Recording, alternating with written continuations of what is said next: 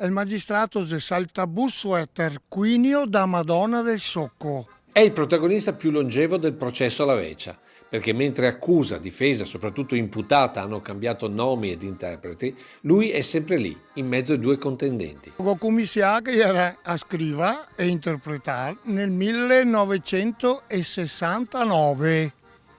Dopo, visto che mi aveva sempre a diarrea sua pena, sono avanti e sta roba qua credo che sia unica, non credo in Italia, al mondo.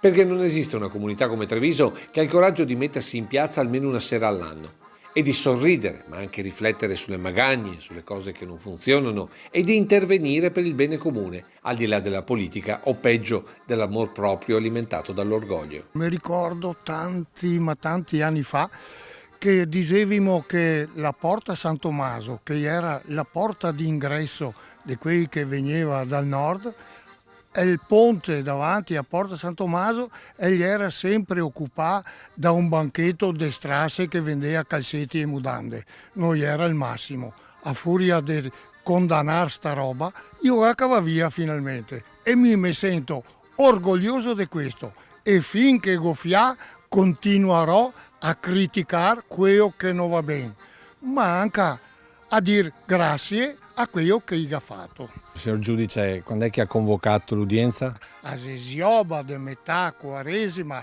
al ponte Dante, ove Sile e Cagnan andando si accompagna alle 8:30 della sera.